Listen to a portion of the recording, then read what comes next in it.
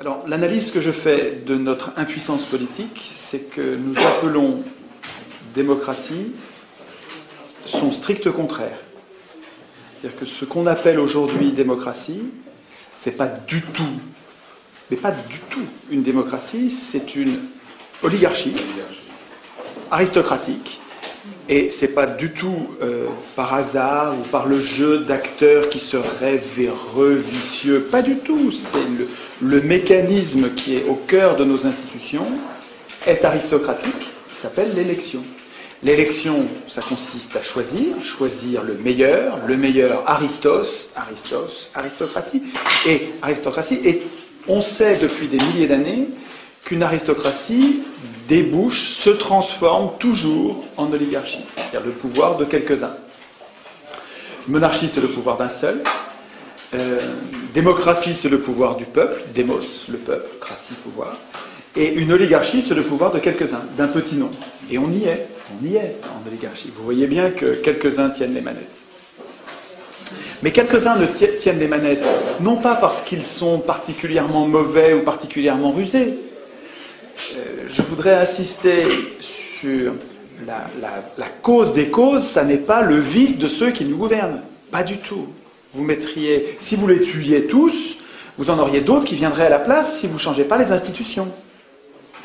Le problème, ce sont nos institutions.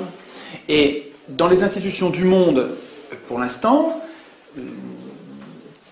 la procédure reine, celle qui est défendue par tout le monde, les gens de gauche, comme les multinationales, comme les banques, et c'est ça qui est paradoxal, je vous interrogerai à la fin là-dessus, c'est que des gens aussi différents, aux intérêts si différents, défendent l'élection, c'est louche.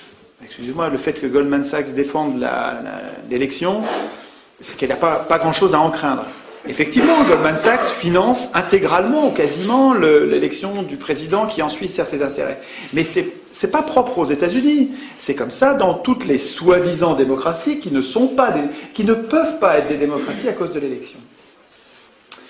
Alors, puisque le régime actuel, ils ont réussi à l'appeler démocratie, la place est occupée et on n'arrive pas à désigner l'ennemi puisqu'on nomme le régime qui nous pose problème du nom de ce qui réglerait le problème. C'est-à-dire qu'on appelle démocratie le problème. Le régime qui pose problème, on l'appelle du nom de la solution. Donc on a un problème de mots. Alors d'où ça vient ça? Et c'était un complot? Pas du tout. Pas du tout. D'abord, quand ceux qui ont conçu le régime actuel, ça s'est passé fin du XVIIIe. Ça s'est passé en Grande-Bretagne, puis ça s'est passé aux États-Unis, puis ça s'est passé en France en 1789. Mais en gros, fin du XVIIIe, se sont mis en place des institutions qu'on appelle et qu'ils ont appelées, ils n'ont pas du tout appelé démocratie, ils savaient très bien ce qu'était la démocratie, ils connaissaient le monde athénien, ils étaient très cultivés, c'était des hellénistes, ils connaissaient le monde grec, mais ils n'en voulaient pas du tout. Sieyès, vous savez celui qui a écrit « Qu'est-ce que le tiers-État » un des penseurs, un des plus grands penseurs de la Révolution française. Madison aux États-Unis, qui est un des plus grands penseurs, un des pères fondateurs de la Constitution américaine. Ces gens-là n'avaient pas du tout en tête de fabriquer une démocratie. Pas du tout. Ils n'en voulaient pas de la démocratie. Pour eux, c'était l'anarchie, c'était la populace. Ils étaient élitistes. Ils disaient le peuple n'est pas capable de gérer ses affaires. Les fondateurs des institutions de nos gouvernements, qui s'appellent le gouvernement représentatif. Gouvernement représentatif, pas du tout la démocratie. Ces gens-là pensaient honnêtement. C'était pas des affreux, puisqu'ils nous sortaient de l'Ancien Régime, qui était un régime pire, mais ils ne voulaient pas du tout de la démocratie. Et quand on parlait de démocratie, c'était presque une insulte, c'était péjoratif, c'était pas un mot positif, c'était pas ce que c'est devenu après. Alors c'est par un retournement de vocabulaire, c'est par une ruse de l'histoire, qu'au début du XIXe siècle, le mot démocratie s'est mis à désigner ce régime. Par exemple, quand Tocqueville a écrit de la démocratie en Amérique, il ne parlait pas du tout de la démocratie, c'était pas une démocratie, mais c'est un livre qui a été un best-seller immense de la démocratie en Amérique. Et il n'est pas le seul. Plusieurs auteurs, progressivement, se sont mis à appeler démocratie Parce que vous allez voir qu'il y a des points communs. Il y a un point commun qui est l'égalité. On va voir quand on va parler de la démocratie athénienne que le cœur du cœur de l'objectif central de la démocratie athénienne, c'était l'égalité. Mais l'égalité qui était revendiquée par les Athéniens, c'était l'égalité politique réelle. Alors que l'égalité du gouvernement représentatif, elle est formelle. Elle est complètement factice, en fait. Elle n'est pas réelle. Vous voyez bien que notre égalité, elle est sur des détails, elle n'est pas sur l'essentiel. En tout cas, jouant sur l'égalité, prenant en compte l'égalité comme point commun, les auteurs politiques se sont mis progressivement à parler de démocratie. Et tout le monde s'y est mis. Et vous voyez bien que les élus y ont trouvé leur compte, puisqu'ils appelaient démocratie un régime qui leur permettait de se faire élire et donc d'avoir le pouvoir. Les élus, c'est des notables. Ce n'étaient pas les ouvriers, les élus. Donc, ça s'est fait, non pas, c'est pas un complot, mais ça s'est fait parce que les gens y avaient un intérêt. Les gens au pouvoir avaient un intérêt. Tocqueville disait, c'est quand même gros, quoi. Hein. Tocqueville, donc l'icône du libéralisme, disait, je ne crains pas le suffrage universel. Les gens voteront comme on leur dira. Il savait déjà, 1835, il savait déjà, début du 19e, tout début de l'élection, il savait très bien. On renverserait personne, on ne mettrait jamais des pauvres au pouvoir avec l'élection. Jamais. Ils le savent très bien depuis le début. Et ça leur va très bien qu'on appelle ça démocratie, parce que démocratie, ça paraît une espèce d'idéal, l'idéal démos, kratos, le pouvoir du peuple. Ouais, c'est bien, c'est nous, on va moins se faire enfumer si c'est nous qui dirigeons. Ben ouais, mais si vous appelez démocratie un régime qui n'a rien à voir et qui est même son strict contraire, ben vous êtes en train de vous faire avoir avec grande largeur. Alors, pour en faire un outil pour aujourd'hui, pour voir qu'est-ce qui est utilisable aujourd'hui, il faut comprendre ce qu'il y a dans la démocratie athénienne. Alors on parlera des objections, c'est-à-dire ce dont on a un petit peu parlé tout à l'heure quand on a parlé de xénophobie, de phallocratie, d'esclavagisme. J'en parlerai quand on verra les objections. Mais je voudrais d'abord vous montrer le cœur nucléaire d'une vraie démocratie, de la démocratie athénienne, avec le transparent que je vous ai préparé. C'est un schéma que j'ai fait pour ces conférences. Je l'avais fait d'abord à la main, puis en fait là, pour vous, c'est une première. Je l'ai fait sur machine. Alors, l'inconvénient du fait qu'il soit fait sur machine, c'est qu'il est tout prêt. Alors que quand je le faisais à la main, pendant que je vous parlais, je le dessinais en même temps. Alors, on voyait mieux le truc se faire, mais en même temps, comme j'écris pas bien, et puis en même temps, on écrit en parlant, on écrit moi-même, là c'est mieux écrit. Donc je vais vous montrer, peut-être oublier tout le reste. On commence par le commencement. Les Athéniens, après des siècles de tyrannie, ont un objectif pratique, c'est l'égalité réelle, l'égalité politique réelle. Pas l'égalité sociale, pas l'égalité économique, ils savent bien qu'ils ne sont pas égaux, pas l'égalité physique, non, l'égalité politique. Quand on prend des décisions, on les prend ensemble et à l'Assemblée, un homme, une voix. À l'Assemblée du peuple, pas l'Assemblée des représentants, l'Assemblée du peuple. C'est l'Assemblée du peuple. Donc, l'objectif, et lui, il faudrait lui mettre une couleur particulière, parce que c'est comme c'est le centre, c'est le cœur, c'est ce qu'on ne doit pas oublier quand on va penser aux autres institutions. Ok. Alors, qu'est-ce qu'ils ont constaté, les Athéniens? Et on constate, nous, la même chose. Ils ont constaté que le pouvoir corrompt, et il faut un peu de temps, mais au bout du compte, personne n'y résiste, même les plus vertueux deviennent corrompus, ils se mettent à poursuivre leur intérêt personnel au lieu de poursuivre l'intérêt général. Constatant ça, c'est des faits, et c'est des faits qu'on voit encore aujourd'hui, on voit bien que la richesse et le pouvoir, les privilèges, ça nous change. Et même si on est bon au départ, on est moins bon, comme les drogués qui avons besoin de notre drogue après, quand on a pris le goût, on a envie que ça dure, et cette envie-là passe avant l'intérêt général. Prenant acte de ça, ce que ne fait pas l'élection, prenant acte de ça, les Athéniens ont défini des sous-objectifs qu'il faut bien comprendre comme au cœur et indispensables. Premier sous-objectif et deuxième sous-objectif qui vont ensemble, c'est l'amateurisme politique. Donc il faut donc avec comme institution, donc là c'est en gris parce que c'est bon, en couleur c'est en vert, ce sont les institutions, et là c'est les objectifs qui nous font choisir telle et telle institution. Mais donc, rotation des charges, ils font tourner le pouvoir, puisque le pouvoir corrompt, eh bien on ne leur laisse jamais longtemps. On fait tourner le pouvoir pour que ça n'ait pas le temps de les corrompre. Et puis le résultat, ça va être qu'il n'y a pas de professionnalisme. On ne veut pas professionnel du tout, disaient les Athéniens. On n'en veut pas parce que c'est le cœur de la corruption. Bon, là on n'est pas encore dans les institutions. On en est au cœur de ce qui a motivé la démocratie. La démocratie, elle a existé pour atteindre ses objectifs. Et on pourrait très bien prendre les mêmes pour nous aujourd'hui, en disant, on veut qu'ils soient amateurs, donc il faut que ça tourne, c'est parce qu'on veut qu'ils soient amateurs qu'il faut que ça tourne, c'est parce que ça tourne qu'ils seront amateurs, c'est complètement, ça va ensemble, et tout ça va servir l'égalité. Comprendre qu'il y a une cohérence là-dedans. Et que si je laisse se former une caste de politiciens, je ne vais pas atteindre mon objectif d'égalité. Je vais avoir des professionnels et on ne va plus être égaux. Politiquement. Politiquement, hein, je ne parle pas d'égalité, je sais bien qu'on est inégaux, ils savaient bien qu'on est inégaux devant la richesse, devant l'intelligence, mais politiquement, il faut qu'on soit égaux. C'est ça, le projet démocratique, c'est ça. Bon, ce qu'il faut comprendre, c'est que ces deux sous-objectifs, on n'en est pas encore à des institutions, si peut-être sur les mandats courts et non renouvelables, mais des mandats courts et non renouvelables, c'est pas gérable avec l'élection. Vous n'allez jamais avoir les candidats en nombre suffisant pour alimenter des postes en mandats courts et non renouvelables. Vous ne les aurez pas à l'élection. Parce que quand vous élisez quelqu'un, le mécanisme qui vous a conduit à l'élire, c'est le même qui va vous conduire à le réélire. Et donc, l'élection, elle entraîne avec elle une stabilité du corps politique. Elle entraîne une professionnalisation, une sédimentation. Ça va être toujours les mêmes. Mais dans le génome de l'élection, il y a la professionnalisation de la politique. Ça va avec.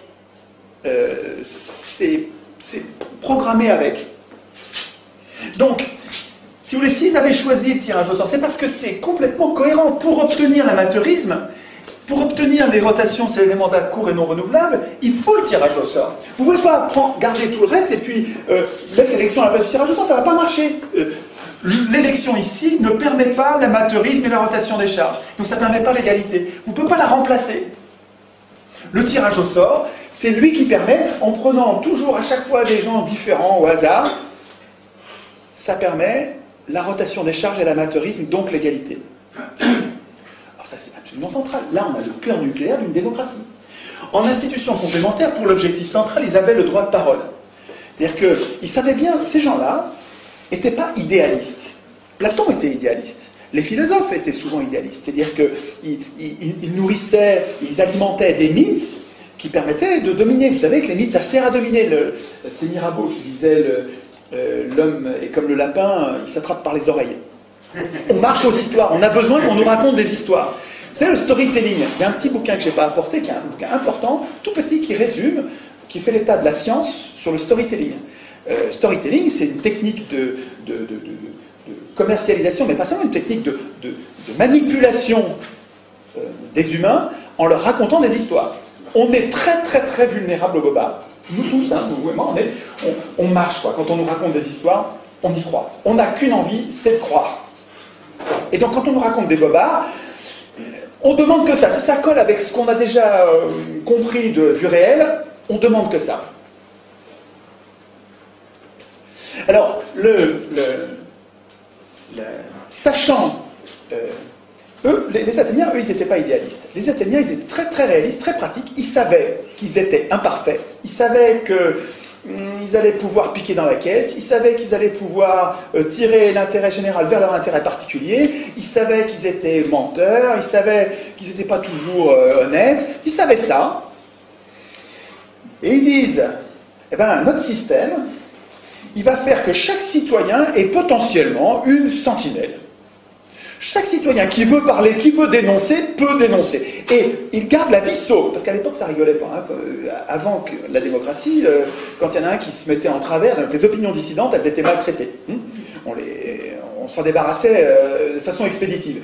Et les Athéniens ont fait un autre choix. Ils ont dit, on va protéger les opinions dissidentes, on va laisser les gens s'exprimer en instituant l'iségoria, à quoi ils tenaient plus que l'isonomia ou d'autres institutions très importantes de la démocratie, l'Iségoria, pour eux, c'était un pilier de la démocratie.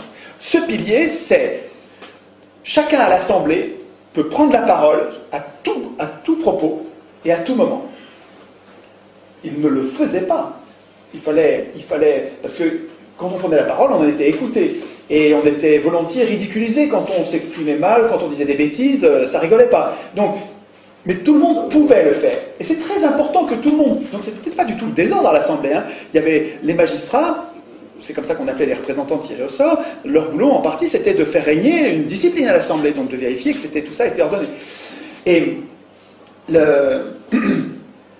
mais le fait que chaque citoyen qui avait une révolte, quelque chose à dire, puisse le dire en gardant la vie sauve à l'Assemblée, c'est absolument essentiel dans l'hygiène de la démocratie. C'est-à-dire que ça, c'est la garantie que les Athéniens se donnaient que la démocratie allait durer. Parce que toute dérive oligarchique, ils savaient bien qu'il y avait des dérives oligarchiques, mais chaque citoyen, ils étaient armés, je vous rappelle, hein, chaque citoyen avait le pouvoir, par les institutions qui le protégeaient, un peu comme aujourd'hui, nos institutions devraient protéger les donneurs d'alerte. Les gens comme Fabrice Nicolino, comme Denis Robert, comme cette dame qui a dénoncé le Mediator, Irène Frachon, voilà, c'est ça. Donc, les donneurs d'alerte, on en a quelques-uns, des gratinés quand même, on en a des courageux qui se donnent du mal. Il faudrait que les institutions les protègent particulièrement, un peu comme le droit du travail, protège particulièrement les délégués syndicaux ou les délégués du personnel. Bon, les institutions athéniennes garantissaient à chacun ce droit de parole. Ça s'appelle l'Iségoria, c'est une institution essentielle. Et ça rendait les citoyens actifs. Le fait, quand vous donnez la parole aux gens et quand vous tenez compte de leurs paroles, ben les gens, ils se donnent du mal. Au contraire, quand vous avez des institutions qui font comme si ce que vous disiez n'avait aucune influence, ben ça dissuade les gens de se donner du mal. On se plaint aujourd'hui de citoyens passifs, mais les institutions rendent passifs. À quoi bon être actif, puisque de toute façon, ça ne changera rien. Imaginez à l'inverse des institutions qui soient ouvertes et qui font que vous puissiez changer quelque chose, vous allez devenir beaucoup plus actif. Regardez, en Suisse, qui n'est pas une panacée, mais qui est beaucoup plus démocratique, qui est probablement une des seules démocraties au monde, avec le Venezuela peut-être, en Suisse, le fait que chaque citoyen puisse déclencher quasiment à lui seul, avec quelques amis co-signataires, puisse déclencher un référendum, c'est-à-dire poser la question à tous les Suisses. Non mais ça les rend vachement actifs. Quand vous allez en Suisse, c'est étonnant, l'activité politique, quand vous en parlez, ces gens-là font de la politique. Beaucoup plus que nous. Alors c'est pas parfait, il reste... Les Athéniens eux-mêmes se plaignaient de la passivité, hein, on n'est jamais content, on voudrait toujours que ce soit... Mais enfin, c'est quand même... La cité d'Athènes, c'est dans l'histoire des hommes, de ce qu'on connaît, c'est la plus grande activité politique qu'on ait jamais connue. Des institutions ouvertes font des citoyens actifs. Donc, et ces citoyens actifs alimentent l'amateurisme, rendent possible l'amateurisme. Et c'est parce qu'il y a un amateurisme que vous les rendez actifs aussi, parce qu'il y a une chance, chacun avait une chance d'être tiré au sort. Le tirage au sort, il rend plausible la possibilité que je sois un jour président d'Athènes. Un citoyen sur 4, le président d'Athènes était désigné au sort tous les jours. Tous les jours, tiré au sort. Et donc chaque citoyen pouvait dire, dans ma vie j'ai été une fois président d'Athènes. Et aucun pouvait dire je l'ai été 2 fois, parce que c'était non renouvelable. Ça tournait. Et quand vous savez que dans le potentiel de ce qui va vous arriver, vous allez être un jour le porte-parole du groupe, et ça change complètement votre rapport à la politique. Vous vous mettez à faire de la politique de façon naturelle, parce que elle est partout la politique. Mais il ne faut pas mettre la charrue avant les bœufs, il ne faut pas attendre qu'on se mette à nous à faire de la politique pour que les institutions changent. À mon avis, de bonnes institutions fabriqueront de bons citoyens. De bonnes institutions sont pédagogiques, elles sont une école. J'y reviendrai quand on parlera des jurés et de ce qu'en disait Tocqueville. Tocqueville a écrit des pages formidables. Tocqueville était un défenseur acharné, enfin un défenseur fervent du tirage au sort. Et les mots qu'il utilisait, je vous les lirai texto, parce que Tocqueville s'est merveilleusement exprimé, c'est beau ce qu'il dit. Alors, c'était un aristocrate qui, je pense profondément, était antidémocrate, mais qui était honnête, c'est-à-dire que quand il décrivait sa pensée, il essayait de voir le bon côté de chacun des points de vue. Et c'est ça qui fait que Tocqueville est aimé par tout le monde, parce que tout le monde arrive à trouver ce qu'il veut dans Tocqueville, c'est que Tocqueville ne montre pas vraiment ce qu'il pense, Il y a d'ailleurs une lettre de son frère, on a la correspondance de Tocqueville avec son frère, et Tocqueville faisait lire les chapitres de la démocratie en Amérique au fur et à mesure où il l'écrivait. Et on a une lettre dans laquelle son frère, je ne me souviens plus de son prénom, lui écrit à Alexis Tocqueville, et lui écrit en lui disant « Ce chapitre que tu m'as envoyé là, on avait dit pourtant que tu montrerais pas ce que tu penses. Et là, j'ai vu ce que tu penses. Je l'ai vu. Il faut que tu le réécris. » Donc il réécrivait, il pesait ce qu'il écrivait pour qu'on ne voit pas ce qu'il pense, et ça donnait à son écriture une force qui est extrêmement séduisante, parce que il montre les qualités de la démocratie, enfin de ce qu'il appelle la démocratie, parce que c'est pas du tout une démocratie, je rappelle, hein, mais enfin bon, c'est plus commode de l'appeler comme ça. Il décrit le régime américain avec ses forces et ses faiblesses, avec une honnêteté qui est utile pour nous aujourd'hui. Parce que c'est vrai que le régime représentatif tel qu'on le vit, il a des travers qui nous conduisent à la dictature, une dictature douce que décrit Tocqueville et qui est celle qu'on vit en ce moment. Donc Tocqueville, malgré le fait qu'il soit antidémocrate, on y trouve des choses formidables. Et les passages sur le tirage au sort sont une pure merveille, on verra ça tout à l'heure. Donc, si vous voulez, le cœur nucléaire de la démocratie, c'est ça là. C'est l'objectif, les sous-objectifs et la procédure qui rend possible ces sous-objectifs. Si vous changez quelque chose là-dedans, vous perdez la démocratie, quoi. Alors, ils avaient peur du tirage au sort comme nous. Pareil, la même peur. C'était les mêmes humains. Et ils réfléchissaient bien, ils n'étaient pas loin d'être bêtes, c'est pas parce que c'était il y a 2500 ans, ils réfléchissaient exactement comme vous aujourd'hui, pareil. Peut-être plus parce qu'ils faisaient plus de politique. Et donc ils avaient peur de tirer au sort des abrutis. Alors d'abord, ils ne donnaient pas le pouvoir au tiré au sort. Le tiré au sort, c'était pas celui qui décidait. Celui qui décidait, c'était l'Assemblée. C'est pas les représentants, c'est l'Assemblée. Donc il faut pas imaginer qu'on remplace l'élection par un tirage au sort et puis on laisse le pouvoir comme le pouvoir aux élus. Pas du tout, ça marche pas comme ça. Il faut comprendre, la démocratie, c'est autre chose que notre système actuel. Alors il y a des points communs, puisqu'on prend des décisions collectives, il faut qu'on évalue les décisions collectives, il faut qu'on exécute les décisions collectives, il faut qu'on procède au jugement des conflits entre particuliers. Donc il y a des tas de points communs. Il faut qu'on atteigne des objectifs comparables, mais l'équilibre, la philosophie des institutions, il faut comprendre qu'elle change complètement. On verra après comment, quand on est un grand nombre, ça peut continuer à fonctionner. Mais vous verrez qu'avec la fédération, avec la démocratie qui s'exerce à petite échelle, et avec la fédération qui remonte en pyramide avec des contrôles de pouvoir à tous les étages, c'est tout à fait imaginable. J'y reviendrai tout à l'heure sur la faisabilité aujourd'hui. Mais donc, je vous en parlais tout à l'heure avant qu'on fasse cette deuxième partie. Il se trouve que le tirage au sort entraîne mécaniquement et pratiquement sans exception, les exceptions elles sont marginales, une désynchronisation, c'est Hansen qui parle de ça. Il y a 2 livres absolument, là il y a plein de livres sur la démocratie athénienne qui sont vraiment formidables, mais l'histoire des Athéniens au quotidien, quand ils vont tirer au sort, les machines qu'ils utilisent, les problèmes qu'ils ont avec leur démocratie, c'est dans un très très très bon livre. Ce livre-là se lit, c'est un bonheur. On a l'impression de vivre une société qu'on aimerait vivre aujourd'hui. En tout cas, on sent bien ce qui est transposable dans... C'est quelqu'un qui aime la démocratie athénienne, là, qui écrit. Il s'appelle Hansen, et ça s'appelle La démocratie athénienne à l'époque de Démosthène. Bon bouquin pour voir le quotidien. C'est un des plus grands connaisseurs connus de la démocratie athénienne, donc il y en a beaucoup, hein, des connaisseurs de la démocratie athénienne, mais celui-là est un grand bonhomme qui avait écrit plusieurs forts volumes sur le sujet et qui les a résumés pour nous en un seul bouquin pour que ce soit accessible. Et puis il y a un deuxième livre, alors lui que je vous recommande plus encore, parce que là c'est le plus important, je pense, de tous les bouquins sur le tirage au sort et l'organisation politique du pays. Pourtant c'est un titre qui n'est pas sexy, hein. Principe du gouvernement représentatif.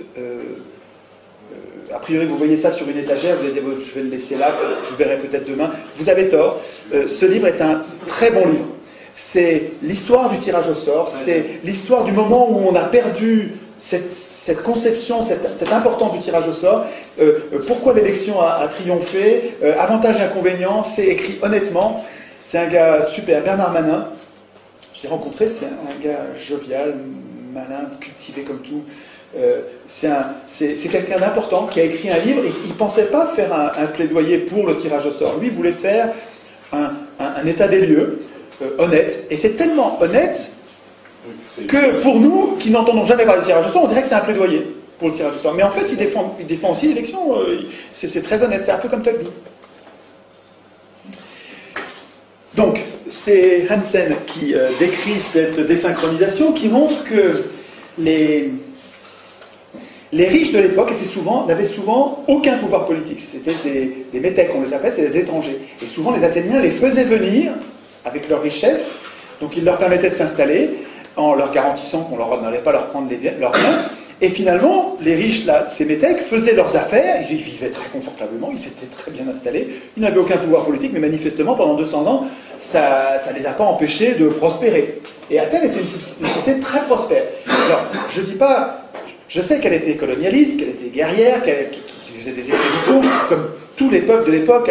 Je ne dis pas qu'il faut vivre comme les Athéniens. Je dis juste que, par rapport aux autres cités de l'époque, c'était une cité d'une remarquable stabilité, d'une grande prospérité, avec une activité politique intense, et surtout, moi, ce qui me paraît transposable aujourd'hui, et le germe qui m'intéresse, Castoriadis, un philosophe immense, disait que Athènes, c'est pas un modèle, parce qu'il y a tas de choses qu'on ne veut pas de la société athénienne, mais c'est un germe. Et il me semble que le germe, il est là. Ce truc-là qui fait que les riches ne dirigent jamais. Ça vous fait pas quelque chose, ça, et que les pauvres dirigent toujours. Ah ben, bon sang, ah ben, quand même. C'est quand même une grosse différence. En fait, c'est quoi? Oui, c'est un détail, on va passer à autre chose. Non, ben, attends, réfléchissez. Alors, bon, en tout cas,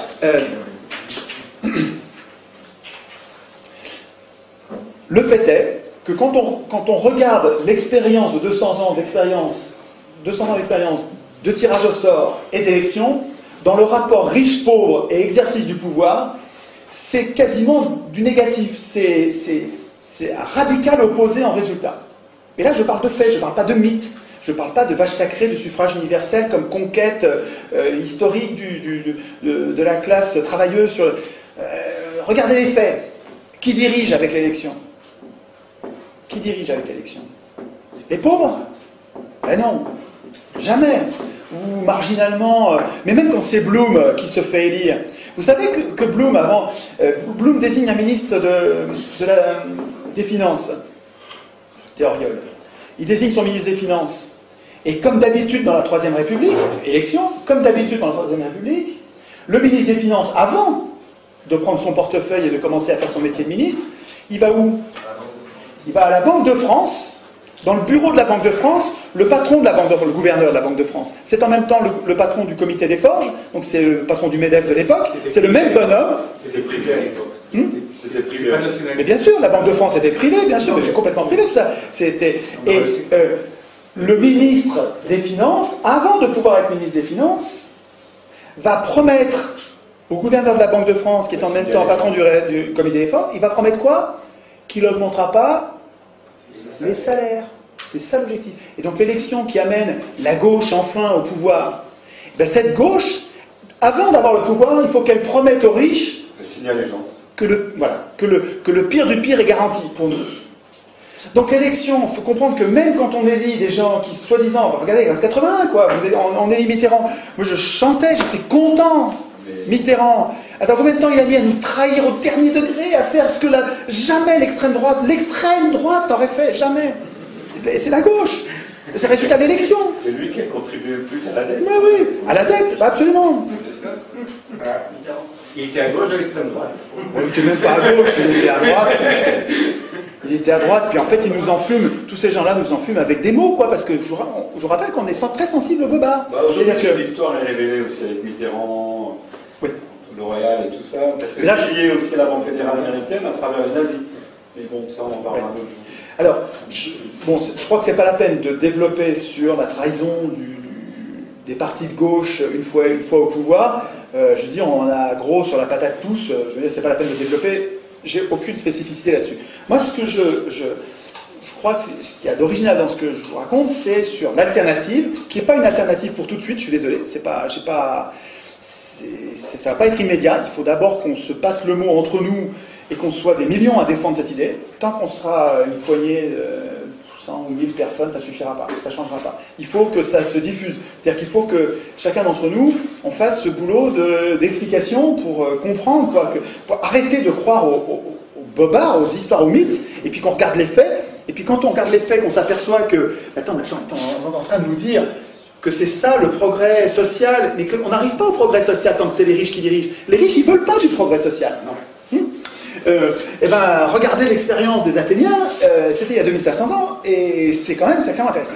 Alors, sur le plan pratique de l'organisation, il reste que si on devait tirer au sort aujourd'hui les gens, on a quand même...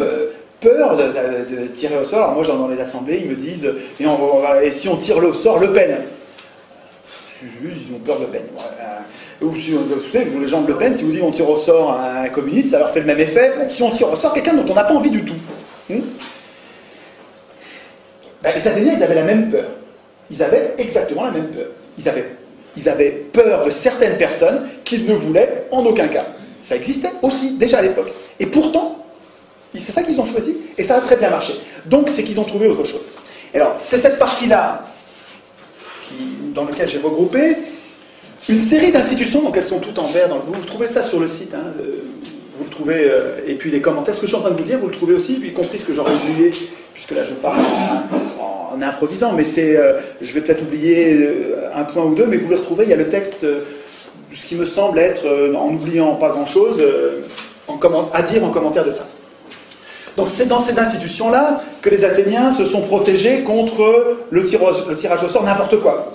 Alors, il faut comprendre que donc vous avez compris, c'est des mandats courts non renouvelables. Les mandats courts, c'était 6 mois, 1 an, rarement plus d'1 an, et non renouvelables. Non renouvelables dans la même fonction. C'est-à-dire que si j'ai été tiré au sort pour une fonction, je peux être tiré au sort pour une autre fonction, mais plus pour celle-là. En tout cas, bon, il y avait des variations. En tout cas, ça c'était absolument essentiel. Je mets ça dans les institutions. Le cœur du cœur d'une démocratie, c'est au sens. Ça, si vous retirez ça, ça y est, vous avez perdu la démocratie. Alors, donc il y a des mandats, et donc il y a des contrôles. Et c'est ça qui est très important. Il faudra que je pense à dire ça au moment de la synthèse, parce qu'entre l'élection et le tirage au sort, le fond du fond, ce qui fait que c'est malin, c'est le fond du fond. Mais j'y viendrai après. Donc, le mandat est l'objet de plein de contrôles, des contrôles avant, des contrôles pendant, des contrôles à la fin du mandat et des contrôles après le mandat. Donc ces contrôles, ils en avaient tout le temps. Il faut comprendre que le tir au sort, ils avaient peur. Ce n'est pas la même chose que les élus aujourd'hui. Je ne sais pas si vous voyez la différence. Les tirs au sort, ils avaient le sens d'une responsabilité, d'un devoir. Ils ne venaient pas se goinfrer en étant impunis de tout, irresponsables. Ça n'a rien à voir. Donc, alors, avant le mandat, qu'est-ce qu'il y avait comme contrôle pour éviter de tirer au sort n'importe qui? Il y avait le volontariat, c'est-à-dire que n'étaient tirés au sort que ceux qui se présentaient le matin à l'Assemblée, donc ils étaient 6 000 à peu près en gros à l'Assemblée, ça variable suivant les époques, mais en gros, et il y en avait en gros 2000 qui se présentaient pour le tirage au sort de la journée. Alors il y avait une machine, un clérotérion. Sur le site, vous trouverez le fonctionnement. Il y a un très bon bouquin de Saint-Omer, Le pouvoir au peuple. Un bouquin vraiment, vraiment très, très intéressant qui montre toutes les expériences actuelles et passées, mais il y en a beaucoup d'actuelles de tirage au sort dans les institutions du monde. Et donc c'est un florilège d'expériences avec les échecs, les réussites, c'est assez enthousiasmant, parce que là vous apercevez que c'est pas que théorique, ça marche, il y a des tas de gens qui le pratiquent.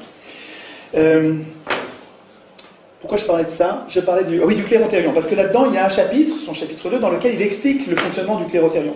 Et qu'il explique que tous les matins, les boules blanches, les boules noires, c'est marrant à voir, c'était très matériel, tout le monde pouvait vérifier, un peu comme nous dans les bureaux de vote, vous pouvez y aller, vous avez intérêt à y aller pour vérifier que tout se passe bien. Là, c'est pareil, le clérotérion, la machine à tirer au sort, tout le monde pouvait regarder, puis c'est assez rustique, donc c'est difficile de tricher, c'est pas un ordinateur.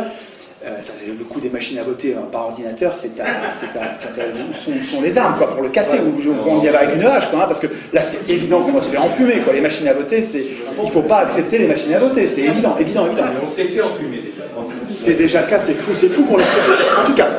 En tout cas, le matin, il y avait du volontariat. Alors ce que soulignait Montesquieu, c'est cette institution du volontariat, ça on pourrait discuter sur le forum de mon site, on discute sur le fait de savoir est-ce qu'on tire au sort parmi des volontaires ou est-ce qu'on tire au sort parmi tout le monde et on leur permet de refuser, ce qui fait qu'on ne retient que les volontaires, mais volontaire ça n'a pas le même sens, suivant qu'ils soient volontaires avant ou qu'ils veuillent bien après.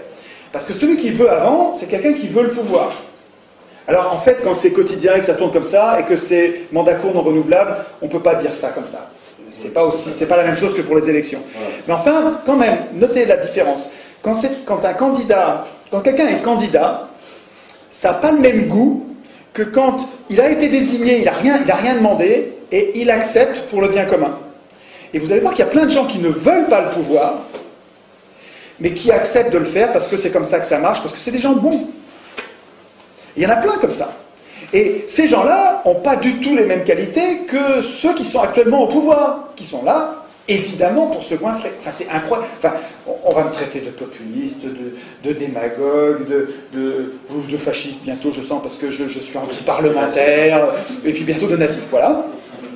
N'empêche que quand vous voyez quelqu'un qui a à la fois, qui cumule plusieurs mandats de député, de conseiller de ceci, de conseiller de cela, et puis qui en plus va faire des gages d'avocat pour se goinfrer encore quelques dizaines de milliers d'euros de plus, mais c'est à vomir, c'est vraiment de la cupidité. Donc ces élus, enfin ce qu'ils deviennent, ils ne sont pas tous, il y a quelques élus qui sont tout jeunes, et quand ils sont au début, ils ne sont pas encore corrompus, mais en gros quand même, ils sont vraiment là pour se goinfrer. Quand on imagine, quand on voit comment ils vivaient à l'époque, là, putain, ça n'a rien à voir. Là, ils avaient le sens d'un devoir, ils ont été récompensés, pas par de l'argent. Alors, à la participation à l'Assemblée, on les payait, mais rien, on les payait une demi-journée d'ouvrier. Donc on les payait vraiment 3 francs 6 sous. Et puis ensuite, quand on les récompensait, vous verrez, on parle de récompense, c'était des honneurs. C'est pas de l'argent, des honneurs. Les humains, ils marchent bien à l'honneur. Il y a des tas de gens qui font des tas de choses pour l'honneur, pour la gloire, pour l'impression d'avoir servi le bien commun et que le regard des autres leur suffit, le regard des autres reconnaissant, ça suffit. Il y a plein de gens qui marchent à ça. Il faut être un peu malade mental pour ne marcher qu'à l'argent. Hein. Je veux dire, faut être un peu détraqué, quoi, un peu drogué, un peu déséquilibré. Mais tout le monde n'est pas comme ça. Il y a beaucoup de gens qui se contentent de la relation à l'autre, de la relation pacifiée et reconnaissante à l'autre pour se donner du mal.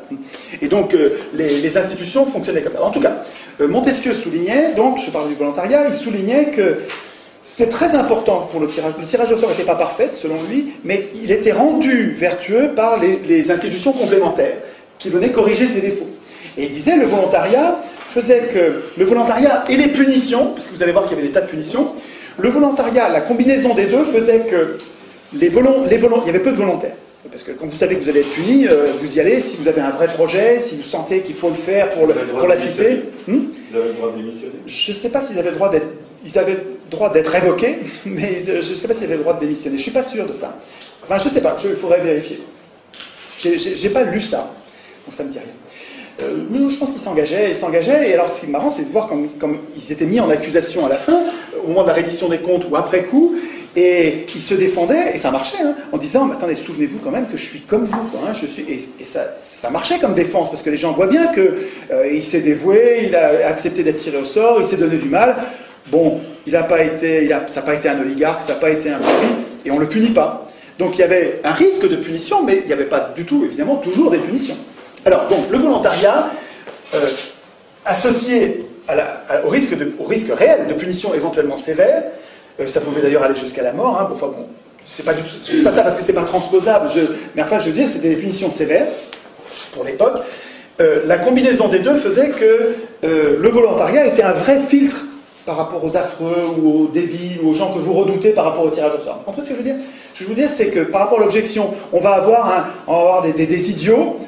Non, on va se débrouiller pour en éviter une bonne partie comme ça. Ensuite, il y avait la docimasie qui était une sorte d'examen, pas un examen de compétences, parce que égalité politique, on a tous la même compétence politique. C'était un examen d'aptitude, c'est-à-dire qu'on cherchait à voir le gars qui est fou, qui est vraiment carrément folle dingue, la docimasie, on le mettait à l'écart. Ou le gars qui s'occupait pas bien de ses parents. C'est marrant que ce soit si important pour eux. Le gars qui s'occupait pas bien de ses parents, il était mis à l'écart, il pouvait pas. Enfin bon, il y avait comme ça des aptitudes qui permettaient de mettre à l'écart, donc encore un filtre permettait... Alors, nous, si nous écrivions nous-mêmes nos institutions, ben, on prévoirait, on y réfléchirait, et on dirait de quelle docimasie on veut, quel est l'examen de passage, qu'est-ce qu'il faut pour, en faisant attention à ce que ce ne soit pas un privilège, quoi, mais à ce que, pour nous éviter ce qui nous fait peur. Mais voilà donc un examen avant. Et puis il y avait l'ostracisme. Et l'ostracisme, aujourd'hui, c'est devenu un mot très négatif. Bon, l'ostracisme, faire preuve d'ostracisme, aujourd'hui, c'est mal.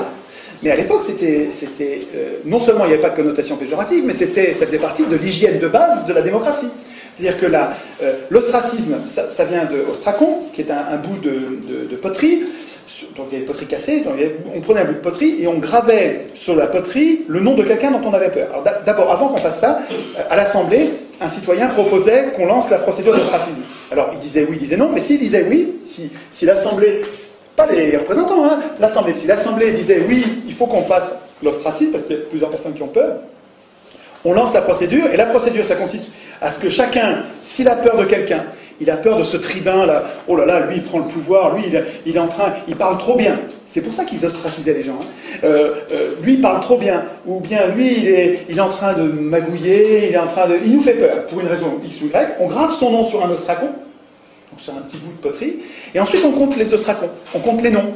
Et celui qui avait le plus de fois son nom gravé sur les ostracons, on ne le tuait pas, on lui prenait pas ses biens, on le déshonorait même pas, mais on le mettait à l'écart de la vie politique pendant 10 ans.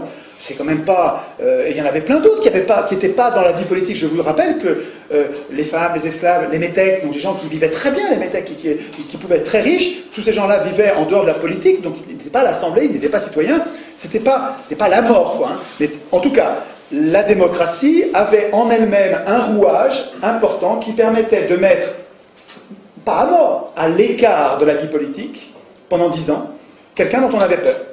Donc, rendez-vous compte encore que c'est quelque chose qui nous manque aujourd'hui. Aujourd'hui, quand on vous présente deux candidats, prenez l'exemple que vous voulez dans le passé récent de votre pays, vous avez deux candidats qui vous paraissent deux affreux. Qu'est-ce que vous faites? Vous êtes coincé, vous avez le choix entre la peste et le choléra. Vous n'avez même pas le vote blanc qui vous permet de dire « mais je veux qu'ils rentrent tous les deux chez eux ». On pourrait avoir un vote blanc qui dirait... Le sens politique du vote blanc, c'est « je veux d'aucun de ces gens-là ». Ou la question que vous me posez, elle est débile, je ne veux pas de cette question. Le vote blanc, il sert à dire « rentrez chez vous avec votre question » ou « rentrez chez vous les candidats et mettez-moi d'autres candidats ». Et pourtant, le vote blanc, il est interprété comme valant, comme nul, et il est mélangé avec les nuls et jeté à la poubelle. C'est révoltant. Mais pourquoi? Qui a écrit ces règles? Qui a écrit les règles qui mélangent le vote blanc avec les votes nuls? C'est des élus. Mais c'est normal qu'ils écrivent ça. On peut presque pas leur en vouloir. C'est notre faute d'avoir laissé les élus écrire la Constitution. C'est juste notre faute. J'insiste, hein, c'est votre faute à vous, chacun, et puis à moi, hein, parce qu'on les laisse faire.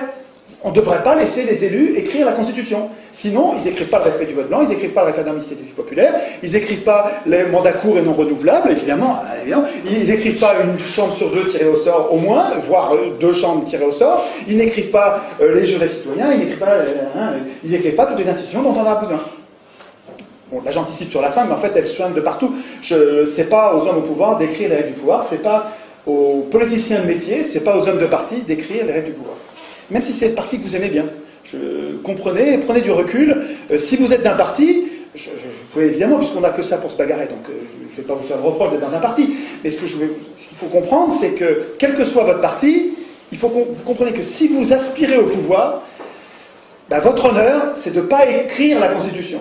Et si en même temps vous aspirez au pouvoir, et en même temps vous voulez écrire la Constitution, ben, vous êtes déjà dans une dérive oligarchique, vous êtes en train déjà d'être un voleur de pouvoir. Vous êtes en train vous préparez à être juge et parti, d'écrire des règles pour vous-même et d'enfumer tous les autres. Ce qui s'est passé avec la Constitution européenne. Européenne, évidemment, européenne, française, De Gaulle qui écrit pour lui-même. Oui, non, mais les exemples, ils sont tous. Tu prends toutes les constitutions du monde, à part celle du Venezuela, et à part celle-là, évidemment, qui a été écrite par Solon, Clisthène, Solon est parti après avoir écrit les règles, il est parti pendant 10 ans. Donc il n'a pas écrit les règles pour lui-même, comme par hasard. Il a écrit une démocratie. La suite. Alors la suite. Oui, parce qu'il faut que Alors, ça c'est des contrôles avant. Contrôle pendant, facile à comprendre. les tirés au sort étaient révocables. Si on s'aperçoit qu'un tiré au sort se met à défaillir, à pas faire son boulot comme il faut en cours de mandat, l'Assemblée peut à tout moment le révoquer. Donc voilà, ça ne vous rassure pas ça? Attends, est-ce que vous avez ça avec les élus? Non. Eh ben voilà, quand même. Donc, mais ça va avec, hein. Tous ces contrôles-là, ça va avec. Je reviendrai après en prenant du recul. Le point commun de tout ça, c'est qu'on assume que les gens ne sont pas bons. Voilà. On assume les conflits, on assume l'imperfection des gens, on assume que la vertu n'est pas naturelle, n'est pas spontanée, n'est pas innée. On assume ça, et dans les institutions, comme on a compris ça et on l'assume, eh bien on met des contrôles partout. Et donc après ça, vous pouvez moins vous en occuper, j'y reviendrai tout à l'heure, mais vous verrez que finalement ce système-là est beaucoup plus robuste pour les grandes structures, la grande taille. Si l'Europe était bâtie sur ce modèle-là, ben vous pourriez vous en désintéresser parce qu'il y a des contrôles partout. Alors que là, avec l'élection qui présuppose qu'ils sont... Alors on pourrait aussi s'en intéresser, on pourrait faire les deux. Ce qu'il faut comprendre, c'est... On y verra, quand on parlera d'une objection qui consiste à dire oui, mais le tirage au sort ça valait parce qu'ils étaient petits, alors que l'élection on est plein. C'est juste le contraire. L'élection il faudrait qu'on soit petit, et le tirage au sort ça marcherait mieux s'ils sont dans un système de grande échelle. Donc je fais vite, la révocabilité c'est facile à comprendre. La reddition des comptes, le fait d'avoir à rendre des comptes à la fin. Vous imaginez si vos élus vous rendaient des comptes? Ils vous rendent des comptes et après ça, il a exercé le pouvoir pendant 1 an, et après ça, pendant 6 mois, voire quelquefois pendant 1 an, c'est vachement long la reddition des comptes, ça prenait un temps fou. D'ailleurs, il fallait des gens tirés au sort pour aller contrôler les tirés au sort, c'est d'autres tirés au sort, hein, ils se contrôlaient entre eux. Et donc, pendant 1 an, il fallait qu'ils expliquent pourquoi ils avaient fait ci, pourquoi ils avaient fait ça. Vous savez, c'est 1000 fois plus protecteur que notre système, ce truc-là. C'est 1000 fois plus protecteur. Vous me dites, et si on tirait au sort un tel qui est un affreux? Mais regardez tous les contrôles qu'il y a. Donc je vous dis, c'est pas le tirage au sort à la place de l'élection. On réfléchit, on n'est pas obligé de le faire bêtement. On peut le faire comme ils l'ont fait, c'est en réfléchissant. C'est-à-dire qu'on fait le tirage au sort parce qu'on a un objectif qu'on veut atteindre, et comme on voit qu'il y a des inconvénients, on fait des institutions qui vont avec les inconvénients. Et alors ça, l'ensemble a une cohérence, et c'est bien plus malin que notre système. Bien plus malin pour l'intérêt général. Ah, c'est moins malin pour les banques. Mais pour l'intérêt général, c'est bien le système-là. Les banques, mais à mon avis, ils vont nous voir venir. Hein. Bon, tant pis. En tout cas, dernière institution complémentaire du tirage au sort qui fait qu'il n'y a pas à avoir peur des affreux, c'est que même après coup, même après le mandat, si on s'apercevait, mais attends, là, il y a un gars qui a amené l'Assemblée à aller envahir une autre île et on s'est pris une pâtée du diable. Donc le gars qui nous a amené à prendre cette décision, on va donc c'était les angéliques, c'était la possibilité de mettre en cause publiquement, donc d'accuser publiquement. Donc ça veut dire que n'importe qui devient potentiellement l'accusateur de quelqu'un qui a fait du tort à la démocratie. Alors peut-être qu'il faut le tempérer, ça, hein, je vous donne juste c'était des pistes tout ça pour nous, hein, et après ça on verra peut-être qu'il faut limiter les contrôles, qu'il n'y en ait pas trop pour pas paralyser les gens. Hein, donc, en tout cas, dans les institutions athéniennes, ça rigolait pas. Après la fin du mandat, l'Assemblée pouvait changer de décision en disant non mais là ce qu'on a fait c'est une bêtise, on revient dessus, ça s'appelait le graphé paranomon, une procédure qui permettait de revenir et de changer, c'est-à-dire que mais oui, exactement. La société athénienne avait bâti des institutions qui lui permettaient, comme n'importe quel être vivant, de prendre des décisions et de savoir que peut-être elle allait se tromper, et quand elle se trompait, de changer, de revenir en arrière. Ils ont fabriqué un corps capable comme n'importe quel vivant, comme n'importe quel être vivant, de corriger et de revenir en arrière, de s'adapter. C'est tellement plus malin. C'est tellement plus malin. Bon, en tout cas, tout ça est bien plus protecteur que nos systèmes actuels, et finalement, l'ensemble, compte tenu de ce résultat qui est quand même absolument décisif pour la prospérité et le bien commun, ça devrait se tester, quoi. Enfin, la deuxième partie de ce que j'ai à vous dire, c'est les objections et les réfutations. Alors, il y a 4 ou 5 objections courantes. Donc, la première objection, c'est... Mais on va mettre des affreux aux manettes. Avec votre système. On va mettre des salauds ou des abrutis, des affreux aux manettes. Pas du tout. D'abord, c'est pas aux manettes. Celui que vous tirez au sort, il va pas avoir les manettes. C'est pas les représentants qui exercent le pouvoir, c'est l'Assemblée. Donc les représentants, ils nous aident, ils font tout ce que l'Assemblée ne peut pas faire. Ils préparent l'ordre du jour, ils affichent l'ordre du jour, ils vérifient la discipline dans l'Assemblée, ils exécutent les décisions, ils procèdent au tirage au sort, ils vont s'occuper de la reddition des comptes et éventuellement des punitions. Ils font tout ce que l'Assemblée ne peut pas faire. Mais en fait, ils sont nos serviteurs. Ils ne sont pas nos maîtres. Avec l'élection, on choisit nos maîtres. Avec le tirage au sort, on dit mais non, mais on n'a pas de maître. C'est pas du tout pareil. Il ne s'agit pas juste d'une procédure à changer. C'est une démocratie, c'est autre chose que ce qu'on connaît. Ce qu'on connaît aujourd'hui, ça consiste à désigner nos maîtres. Qu'on appelle représentants. Et qui s'appellent nos représentants, mais pour mieux nous tromper, quoi. Enfin, vous voyez bien qu'ils nous trompent, quoi. Il n'y a pas besoin de faire un dessin. Bon. Donc, à l'objection, mais on va désigner les affreux, on va mettre des affreux aux manettes. D'abord, il faut répondre, on ne va pas les mettre aux manettes, c'est pas eux qui ont les manettes, les tirés au sort. Et deuxièmement, les affreux, il y a plein d'institutions pour les filtrer. Je reviens pas, hein, il y a plein d'institutions pour s'en débarrasser, les punir. Donc il n'y a rien à craindre là-dessus. Enfin, moi je trouve qu'il y a en tout cas beaucoup moins à craindre, parce que vous trouvez que l'élection, ça ne met pas en place les affreux. On dirait que ça les choisit. On dirait que les pires gouvernent. Mais d'ailleurs,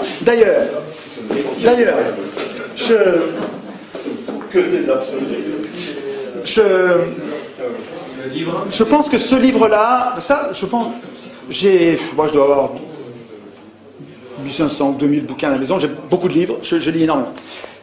Mais si je devais garder un livre de tous les livres, ah là là, ça c'est une merveille. Les propos sur le pouvoir d'Alain, et tous les propos, mais les propos sur le pouvoir d'Alain, c'est un livre de chevet, c'est un truc, vous le relisez, c'est de l'intelligence, c'est très très très très très utile. C'est un vrai bon bouquin qu'on peut prendre à l'adolescence, et puis après ça, il vous suit toute votre vie, quoi. Propos sur le pouvoir, c'est génial. Alors, dans un des propos, une des pensées d'Alain, c'est, et vous allez voir ces 3 toutes petites phrases avec le sujet verbe complément, c'est très court, et il y a tout pour condamner l'élection. Pour condamner l'élection. Tant que j'avais pas trouvé le tirage au sort, je trouvais que il y avait de quoi se foutre une balle, cette phrase-là, parce que c'était trop vrai, et c'était un piège, on ne pouvait pas en sortir. Mais avec le tirage au sort, alors, qu'est-ce que c'est? Qu'est-ce qu'il disait, Alain? Il disait, les gens bons ne se soucient pas de gouverner. C'est une façon en vieux français de dire, ils ne veulent pas gouverner. Les gens bons n'ont pas envie de gouverner. Tout est là. Autant dire que les pires gouverneront. C'est vrai que si vous avez un système de l'élection qui repose sur la candidature, et que les gens bons ne veulent pas, ne seront pas candidats, ben vous allez avoir que des affreux. Eh bien oui, les pires gouverneront, mais on y est. On y est. Regardez, vous avez Paulson au gouvernement des États-Unis. Vous avez Dick Cheney, vous avez Paulson, Dick Cheney, Rumsfeld, des diables. Tous, la crème de l'horreur. Obama n'est pas mieux. Exactement. C'est le bal des vampires. Et en France, vous avez Sarkozy, en Italie, vous avez Berlusconi, en Angleterre, vous avez Tony Blair, vous avez les pires. Des pires, Tout à l'heure, j'ai dit prostituées, mais il ne faut pas que je dise ça, parce que c'est pas gentil pour les prostituées. Il faut trouver un mot plus grave que ça, parce que les prostituées, nous on est prostituées, nous aussi, enfin, on ne fait pas exprès, hein. On est prostituées, on ne fait pas exprès. Non, c'est pire que, c'est les affreux, c'est bien, c'est un bon mot, les affreux. Les affreux, j'aime. Donc on va pas dire prostituées, parce que les prostituées sont nos amis, mais on va dire les affreux. Deuxième objection, et vous allez voir quand vous allez, parce que vous allez, si vous jouez le jeu que je vous propose, qui consiste à, si la graine germe dans votre tête, à aller vous-même en planter d'autres, parce que ça marchera que comme ça. Je vous dis, si nous sommes 40 à être convaincus de ça, puis qu'on en reste là, ça changera rien. Voilà, rien. Si par contre, la graine que je vous propose de cultiver, non seulement vous la faites grandir, vous allez lire, vous la renforcez vous-même, vous lui mettez de l'eau, de l'engrais, elle devient belle dans votre tête, et puis que vous allez la semer ailleurs, vous aussi, dans 40, alors là, oui, ça va se développer très vite. Ah, là, oui, très vite. Donc, les objections dont je vous parle, il faut que vous les connaissiez, et puis vous connaissiez les réfutations, parce que ils vont vous répondre la même chose, les gens, ce que je vous dis. Donc, la deuxième objection, c'est... vous êtes en train de nous appliquer un régime qui marchait à petite échelle Mais aujourd'hui, à grande échelle, c'est pas possible ton truc. Alors 2 minutes. L'élection, là, ça fait le pari qu'on connaît les gens. Puisqu'on élit, ça veut dire qu'on les connaît. Non. Ah bah si. Ah bah, comment tu fais pour élire? C'est-à-dire choisir si tu les connais pas. Intrinsèquement, ce qui est dit dans l'élection, ah sinon, c'est du foutage de gueule ouvert, c'est que ce qui est dit dans l'élection, c'est qu'on connaît les gens. Et c'est pas tout, puisque l'élection est censée être le seul contre-pouvoir, la seule punition quand ils déconnent, c'est de ne pas les réélire. Ça veut dire que ça suppose qu'on sait ce qu'ils ont fait pendant qu'ils étaient élus. Tout ça, c'est du foutage de gueule quand on est au niveau d'un État ou au niveau de l'Europe. Est-ce que vous savez, est-ce que vous connaissez les gens que vous avez élus au niveau de l'Europe? Pas du tout. Vous en savez, vous avez vu trois fois, vous l'avez vu 30 secondes à la télé, et puis quand il est en Europe là-bas, vous ne voyez rien, vous ne savez pas du tout ce qu'il fait. Donc l'élection, elle n'est pas du tout adaptée à la grande taille. Elle est adaptée à la petite taille. La commune, vous connaissez votre maire, vous le voyez tous les jours. Vous pouvez l'interpeller, il vous connaît, vous le connaissez. L'élection, elle marche bien à petite échelle. Et puis comme l'élection fait le choix, enfin elle fait le pari idéaliste, le pari non réaliste, que les gens sont vertueux, que les élus, comme par miracle, deviendraient des dieux qui sont capables de décider, ils sont compétents sur tous les sujets, le nucléaire, les OGM, tout ça ils sont compétents, et donc il n'y a pas de contrôle, parce que soi-disant les élus sont la représentation de la nation, et donc on leur fait confiance, et donc il n'y a pas de contrôle, mais tout ça est complètement contradictoire avec la grande taille. Je veux dire, un organisme de grande taille, il a besoin de ça. Il a besoin de ça. Il a besoin de plein de contrôles. Il a besoin d'avoir assumé que les gens ne sont pas bons naturellement. Et qu'il faut des contrôles partout. Ben oui, il faut des contrôles. Mais ils n'aiment pas ça. Mais tant pis, c'est pas eux qui décident. Ben, tant pis, c'est pas eux qui décident. Ah si c'est eux qui décident, ils ne vont pas mettre de contrôle. Ben regardez, là aujourd'hui. Et c'est eux qui écrivent les constitutions. Et bien ils mettent des contrôles nulle part. C'est normal. C'est notre faute à nous, parce qu'on les laisse écrire les constitutions. C'est pas à eux d'écrire les constitutions. Donc, quand on vous dit, ouais, le tirage au sort, ça marchait quand ils étaient petits, sur une petite cité, et ça marchait pas dans le grand, c'est le contraire. Objection suivante que je repère, c'est on me dit, mais alors avec votre système, on va tout le temps changer d'avis, ça c'est jamais le même. Vous tirez au sort tous les jours le bonhomme, mais attendez, vous allez changer d'avis tous les jours. Comment allez-vous faire pour avoir une politique de long terme, avoir une espèce de vision d'avenir, tu vois, c'est ça qu'ils vous disent en disant le tirage au sort, vous allez avoir n'importe quoi, vous changez de bonhomme, vous changez de politique, vous allez gouverner en zigzag. D'abord, pourquoi pas gouverner en zigzag? Tout ce qui est vivant fonctionne comme ça. Vous prenez n'importe quel enfant qui apprend que ça brûle, ben, la prochaine fois il n'ira pas, il est en zigzag, oui, il y a été une fois, puis il n'ira pas une deuxième fois, et tout ce qui est vivant fonctionne comme ça. Pourquoi pas la société moderne avec une assemblée qui se tromperait et qui dirigerait en zigzag? Première parenthèse, mais surtout, cette objection qui consiste à dire on va changer tout le temps d'avis, c'est pas vrai, c'est pas les tirés au sort qui décident. C'est pas les tirés au sort qui décident, c'est l'Assemblée. Et l'Assemblée, elle est stable, c'est tout le temps le même peuple. L'Assemblée, les Athéniens n'avaient pas un problème de zigzag en décidant, c'était toujours les mêmes qui décidaient. Alors, ils étaient une trentaine de milliers et ils n'étaient que 6000 à l'Assemblée. Donc, ils n'y étaient pas tout le temps, hein, ils bossaient, et puis de temps en temps, ils allaient à l'Assemblée. Quand ça leur pétait, ils allaient à l'Assemblée. Donc, quand vous avez envie d'aller à l'Assemblée, vous y allez, puis quand c'est plein, vous reviendrez demain. Mais à l'Assemblée, il y avait en gros un corps de citoyens qui était...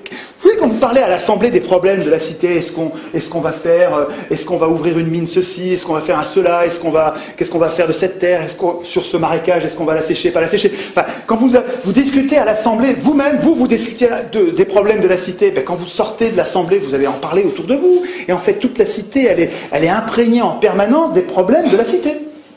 C'est-à-dire que la délégation, elle est pas du tout impérative, c'est pas du tout une fatalité, le fait d'avoir abandonné votre pouvoir à des élus. C'est des élus qui ont décidé ça, c'est pas vous. Est-ce qu'un jour, vous avez dit, moi je tiens à l'élection et je renonce au tirage au sort? Vous saviez même pas que le tirage au sort existait. Non, je veux dire, ce sont des élus qui ont décidé qu'il fallait les élire. Donc c'est pas du tout une fatalité. Donc on changerait d'avis tout le temps, à mon avis c'est une objection qui ne tient pas la route. Objection suivante, vous allez forcément désigner des incompétents. Nous vivons dans un monde complexe. Écoutez mon vieux, on est à l'heure du nucléaire, c'est quand même la géostratégie mondiale, avec des choses quand même très très très compliquées. Vous allez désigner n'importe qui. Vous allez désigner des incompétents. C'est une blague. Vous trouvez que les élus sont compétents? Est-ce que vous savez combien de bombes atomiques ont été larguées dans l'atmosphère? Je dis bien dans l'atmosphère. Vous savez, Fukushima, c'est un peu des petites vapeurs. Là, je vous parle de bombes atomiques. Non, je dis des petites vapeurs par rapport... Est-ce que vous savez ce que c'est qu'une bombe atomique? Dans l'atmosphère. Je vous dis, vous voyez le bordel radioactif que c'est. Alors, c'est une bombe atomique. Vous savez combien ils en ont acheté depuis 1945? Les élus, là, les responsables, les compétents, les gens... Non, on ne va pas désigner n'importe qui, on va désigner des gens qui sont capables de faire des choses compétentes, des choses raisonnables. Combien de bombes atomiques? Plus de 2000. 2000 bombes atomiques dans l'atmosphère, et sous terre, et dans la mer. Directement, là. Il y a une animation, il y a un artiste qui a fait donc une recension de toutes les explosions, avec leurs dates, et qui a fait une petite vidéo qui dure... je ne sais plus, une dizaine de minutes, et vous avez le temps qui passe avec 1 seconde tous les mois, et puis, je ne sais plus, à peu près, peu importe la gradation, et puis vous avez le premier truc qui pète juste avant Hiroshima, c'est dans le désert d'Amérique, et puis après ça, vous avez poum poum, vous avez les deux coups de Hiroshima et Nagasaki, ça se calme. Puis après ça recommence à péter dans le désert des États-Unis, puis ça se met à péter, je ne sais plus dans l'ordre, je crois qu'après c'est l'URSS qui commence à faire péter, pour en faire 2000, il en faut un paquet, des petits points rouges, puis à un moment, dans les années 60, ça n'arrête pas. C'est des responsables, on vous dit, avec des tirés au sort, vous allez désigner des incompétents, mais on se fout de nous. Hein? Les Français, ils ont réussi à s'irradier eux-mêmes. Eh bien complètement, mais attendez, mais c'est que quand vous faites péter une bombe atomique, vous n'irradiez pas que vous-même, vous irradiez toute la planète, et puis ça va rester pendant des millions d'années, toutes ces particules, enfin bon, bref. Et puis combien? Alors, mais là, vous allez pouvoir prendre le relais avec moi. Les élus prétendent être compétents. Et combien de guerres ils ont déclenché, les élus? Combien de guerres? Qui a balancé du napalm et des pesticides sur le Vietnam par millions de litres? Qui? Les élus? C'est les élus, hein? Attends, c'est épouvantable ce qu'ils ont fait sur le Vietnam. Épouvantable, absolument épouvantable. C'est dingue ce qu'ils ont fait au Vietnam. C'est profondément révoltant ce qu'ils ont fait au Vietnam. C'est des élus qui ont fait ça. Des gens compétents. Est-ce qu'une assemblée populaire aurait fait ça? Je ne suis pas sûr du tout. Peut-être que oui, mais je ne suis pas sûr du tout. Et quand on fait des assemblées vous trouvez dans ce bouquin-là, là, sur le pouvoir au peuple de Saint-Omer, quand vous voyez ce que décident des assemblées de citoyens tirés au sort. Par exemple, au Mali, il y a une assemblée de citoyens tirés au sort qui ont réfléchi sur les OGM. Donc on a tiré au sort sur les listes électorales des gens qui ne connaissaient rien aux OGM, rien de rien. Voilà. Vous aviez des mères au foyer, des syndicalistes, des paysans, il y avait des avocats, de tous les métiers, tirés au sort. Donc vous aviez une assemblée de gens qui ne connaissaient pas le sujet. Et puis pendant des mois, ils avaient de l'argent pour le faire, ils avaient une enceinte, ils avaient des locaux pour recevoir les gens, ils ont fait venir les gens de Monsanto en leur posant la question, pourquoi est-ce qu'il faut les OGM? Alors les gens de Monsanto ont expliqué pourquoi il fallait les OGM. Ensuite ils ont fait venir les gens de la Confédération Paysanne, pourquoi vous ne voulez pas les OGM? Les gens ont expliqué pourquoi ils n'en voulaient pas. Ensuite ils ont fait venir les gens de Bayer, donc un autre céréalier, en disant voilà pourquoi on le veut. Ensuite ils ont fait venir les paysans d'Amérique latine qui utilisaient des OGM depuis longtemps, en leur disant pourquoi vous avez fait ça? Et puis vous êtes content, est-ce que vous n'êtes pas content? Et puis pourquoi vous avez continué? Qu'est-ce qu'il y a des problèmes? Est-ce que tout se passe bien? Il faut revenir les gens de Monsanto en disant ils nous ont dit que, qu'est-ce que vous répondez? Et puis pendant ce temps, tout le monde regardait. Tout ça, c'était diffusé à la télé, à la radio, les gens pouvaient être là dans l'enceinte, les citoyens pouvaient proposer qu'on pose des questions, dire mais posez-lui la question parce que effectivement, on pose la question. Mais au bout de 6 mois, ces gens-là sont bien plus compétents que n'importe quel parlementaire au monde, parlementaire qui doit traiter tous les sujets. C'est une blague. Là, eux, ils se concentrent sur un sujet. Ils ne sont pas intéressés, ils ne sont pas payés par les labos, ils n'ont pas une réélection à assurer, ils n'ont pas été financés par personne. Ils ont juste une mission, tout le monde les regarde. Ils vont devenir les gens, pas les experts, ils vont devenir des gens éclairés, bien plus éclairés que n'importe quoi d'autre, que n'importe qui d'autre. Mais ça c'est un modèle de démocratie. Une démocratie, des institutions qui prépareraient un parlement tiré au sort. Tiré au sort des gens qui savent qu'ils ne savent pas. C'est 1000 fois mieux que les élections qui se la pètent et des gens qui sont élus et qui croient qu'ils sont dieux. Là, vous avez des gens qui sont tirés au sort, ils savent qu'ils ne savent pas, qu'est-ce qu'ils font? Sur chaque sujet de société, au lieu de décider eux à la place des autres, eux qui sont tirés au sort et qui savent que demain ils vont revenir dans la population normale. Et ces gens-là, les institutions vont les aider, vont les inciter à désigner une autre assemblée tirée au sort qui, elle, va être spécialisée sur le problème qui leur est soumis. Et en fonction du rapport que va faire l'assemblée spécialisée, ils vont décider de telle ou telle loi. Et éventuellement, s'il y a un doute, eh ben, on fait un référendum. C'est-à-dire que tous les gens décident par référendum. Là, ça n'a pas le même goût. Vous comprenez ça? Alors finalement, sur l'assemblée des OGM, l'assemblée du Mali, là, elle a décidé qu'à l'unanimité, ça c'est parlant, à l'unanimité, c'est plutôt non. Plutôt non, parce qu'on n'a pas compris à quoi ça sert, on n'est pas sûr que ça va être bien, et on n'a pas la preuve que c'est pas dangereux. Donc, non, à l'unanimité. Eh ben, je sais pas, moi je trouve ça plus parlant qu'une bande d'experts qui sont payés par les labos, très majoritairement les labos qui fabriquent les OGM. Je trouve que c'est évidemment mieux. Donc, cette histoire de compétences, c'est des conneries. Le parlementaire médecin qui vient d'être élu, ou le prof qui vient d'être élu, sur le nucléaire, il connaît rien. Sur le réchauffement climatique, il connaît rien. Ce qui va faire sa compétence, je ne dis pas qu'il ne va pas être compétent, il va être compétent quand il va se mettre à bosser sur un dossier.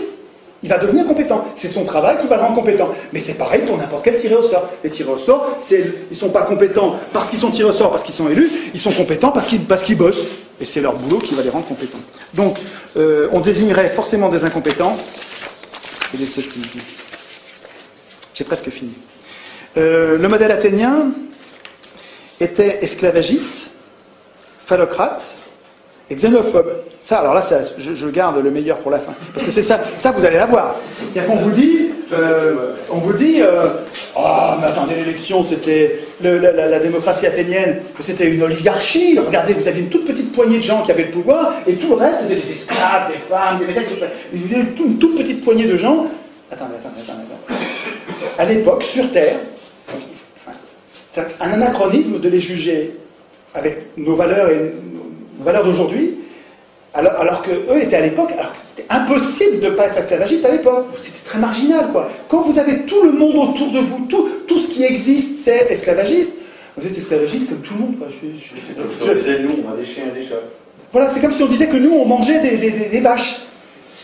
Attendez, le jour où ça va être décidé, le jour où l'humanité, et je crois que ça arrivera un jour, où on décidera que tuer un animal, c'est comme tuer un homme.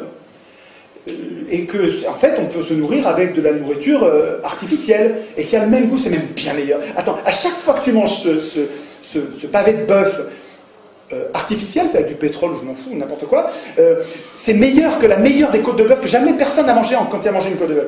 Simplement, tu n'as plus besoin de tuer un animal. Une fois qu'on aura inventé la technologie nécessaire pour nous nourrir, en nous régalant, en nous donnant toutes les protéines, toutes les intrants, mais il n'y a plus besoin de tuer les animaux. Ce jour-là, ça pourra devenir un crime de tuer un animal, puis on n'aura plus besoin. Mais quand vous allez juger les gens d'aujourd'hui en disant ils tuaient les animaux, c'était une boucherie, c'était un génocide sans arrêt, regardez, c'est des camps de concentration. Regardez les batteries, les animaux en batterie qui se font assassiner. Et bien avant d'être assassinés, ils se font torturer.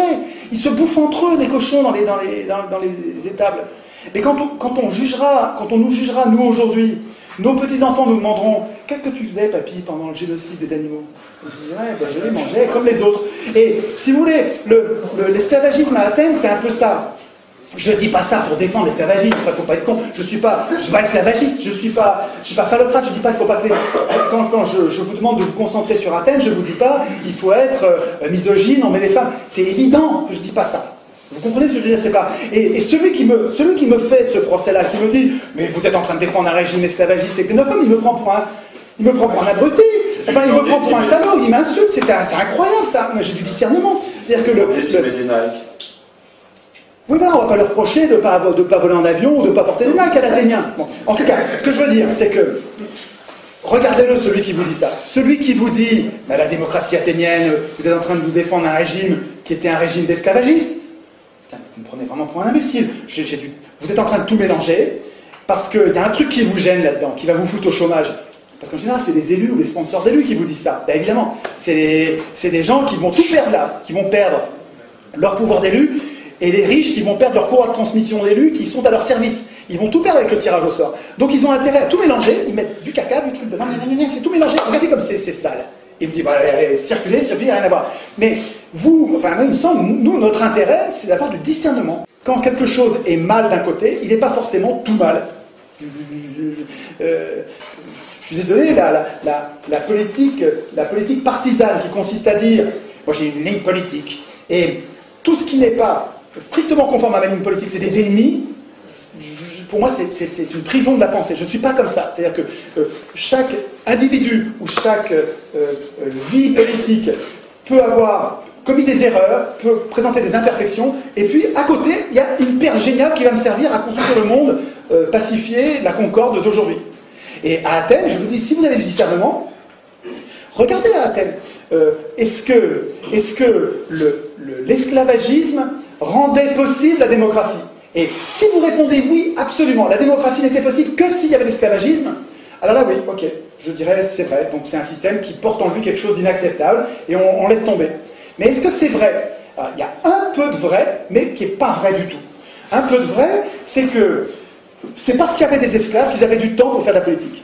C'est parce que les femmes s'occupaient de la maison, de la tambouille et de la culture, de l'agriculture, que les mecs pouvaient aller faire de la politique. C'est vrai, ça c'est vrai. Mais aujourd'hui, avec le pétrole, les énergies fossiles, avec les machines, on a des esclaves de fer qui remplaceraient mille fois plus de travail et de temps libéré que les esclaves de chair de l'époque. C'est-à-dire qu'avec les machines, de simples machines, on pourrait très bien travailler beaucoup moins et avoir le temps de faire de la politique, et puis pas que de la politique, faire aussi de la philosophie, de la musique, des conversations et jouer. Donc, ce que je veux dire, c'est que l'esclavagisme, peut-être qu'à l'époque, ça rendait possible la démocratie, mais aujourd'hui, on n'a absolument pas besoin de l'esclavagisme pour que ça marche. On a d'autres moyens qui nous libéreraient du temps, le temps nécessaire pour... Il faudrait surtout qu'on se débarrasse de nos parasites, parce que c'est parce qu'ils nous piquent des milliers de milliards, tous les ans, tout le temps, qu'on est obligé de temps travailler. Si les richesses que nous créons, par notre activité, par notre industrie, par nos efforts, si nous les répartissions correctement, sans se les faire piquer par quelques privilégiés, on aurait beaucoup moins besoin de travailler. Beaucoup moins, genre 2 jours par semaine. Et la retraite à 50 ans. Mais oui. Mais oui, il suffit de se débarrasser de nos parasites. Mais pas les parasites, pas les gueux qui volent la mobilette, ou qui sont... c'est pas du parasitisme, c'est rien ça. Je parle de gros parasites.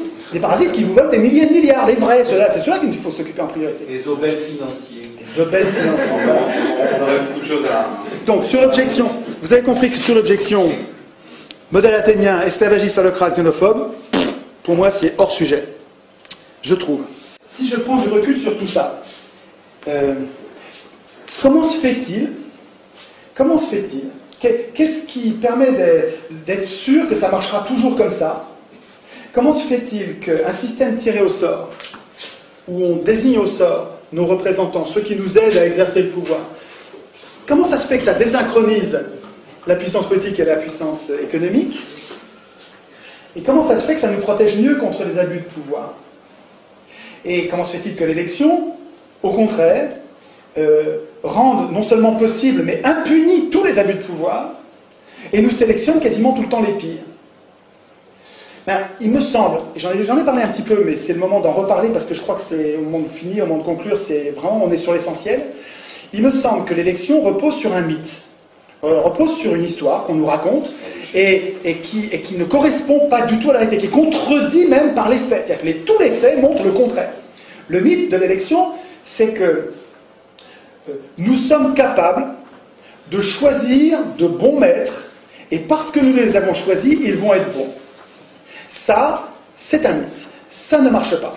L'expérience nous montre que quand on teste, mais sur 200 ans, c'est long, quand on teste l'élection dans tous les pays du monde, à toutes les époques, l'élection, ça consiste à la mise au pouvoir des plus riches, ou des serviteurs des plus riches. Ça sert à ça, hein. Alors, je ne sais pas si ça sert à ça, parce que je ne suis pas sûr qu'au début, Sieyès et Madison aient voulu le gouvernement des riches. Ils ont peut-être voulu le gouvernement des bons, des aristos, des vrais aristos. Mais je ne leur fais pas le procès d'intention d'avoir comploté, d'avoir su à l'avance, peu importe. D'ailleurs, le résultat, le fait est que l'élection permet aux riches d'acheter le pouvoir comme on achète une voiture. Je ne parle pas des riches, nous sommes riches par rapport à des gens qui sont plus pauvres que nous. Je vous parle des ultra-riches, je vous parle de l'hyperclasse, des gens extrêmement riches. Des gens, est-ce que vous êtes capable de corrompre quelqu'un? Non, pourtant vous êtes riche par rapport à certains pauvres. Hein. Nous sommes riches, mais non, je vous parle de, on peut jouer sur les mots là. Hein. Je vous parle des riches capables de corrompre quelqu'un. Pour être capable de corrompre quelqu'un, il faut avoir beaucoup d'argent. Et manifestement, de fait, l'élection, par le jeu de la campagne électorale hein, et par l'acquisition des médias, la possibilité qu'on leur laisse d'acheter les médias, donc de fabriquer l'opinion, d'influencer l'opinion au point quasiment de la fabriquer, ça devient des vrais... Je dois avoir 20 ou 30 livres sur les manipulations par les médias, les techniques de manipulation, c'est incroyable, ça devient une science exacte. Et donc l'élection permet aux riches d'acheter le pouvoir. L'élection permet aux riches économiques d'acheter le pouvoir politique. Et c'est l'élection qui rend la synchronisation entre les deux. C'est l'élection qui fait qu'on est impuissant politiquement. C'est l'élection de l'Assemblée constituante qui fait que c'est des gens qui écrivent des règles pour eux-mêmes et qui ensuite écrivent des règles qui font que tout pourra se jouer en dehors de nous après. L'escroquerie politique, c'est de nous faire croire que le régime actuel, c'est la démocratie. C'est quand même, vous vous rendez compte, bon ça fait 1 heure que j'en parle, mais vous rendez compte maintenant de l'énormité qu'il y a entre le nom qu'on donne à notre régime aujourd'hui et ce qu'il est vraiment. Est-ce que vous comprenez que c'est ça le piège? C'est ça. On n'arrive pas à fabriquer l'alternative parce que on a, si vous voulez, vous savez, il y a une image que j'aime bien, j'en parle pas là, mais ça me vient là maintenant, c'est les chefs indiens, les Indiens d'Amérique, étaient des sociétés avec des chefs et sans pouvoir. C'est marrant comme tout, c'est Pierre Clastre qui explique ça. Il a vécu avec eux, et c'est vraiment les travaux d'anthropologues tout à fait marrants, parce que ils savaient, les Indiens savaient qu'ils avaient à craindre du chef, un peu comme les Athéniens savaient, ils ne voulaient pas que... donc eux, les Indiens, ils se sont débrouillés autrement avec les chefs. Ils ont fait un grand fauteuil de chef, ils ont pris un bonhomme, ils l'ont désigné, il ne peut pas refuser, et s'il refuse, il se fait zigouiller, donc il accepte. Et on le met à la place du chef. Et le chef, il n'a pas de pouvoir. Il a juste le pouvoir de parler. Et il parlait tout le temps. Et pendant qu'il parlait, on passait devant l'air de ne pas l'écouter. On le méprisait, on le négligeait. Il parlait et on passait sans l'écouter. Et son boulot, à lui, c'était de tenir la place au chaud de chef pour qu'il n'y ait pas un gars qui devienne notre chef sans nous. C'est marrant ça. C'est-à-dire qu'il savait qu'il voulait pas. Il savait que les gens ont tendance à. Il y en a qui ont tendance à devenir des chefs, des leaders. Pour se prémunir contre ces gens-là, il y avait une place de chef. Elle était occupée par un mec on ne lui mettait pas de pouvoir, il fallait que lui nous fasse des cadeaux. Je vous jure, c'est vrai. Hein. Il fallait que le chef fasse des cadeaux à son peuple. Et quand les gens n'étaient pas contents, il lui en faisait voir, il risquait pour sa peau. Comme il se méfiait des chefs, et ce qu'ils avaient trouvé pour pas être emboucanés par leur chef, c'est marrant.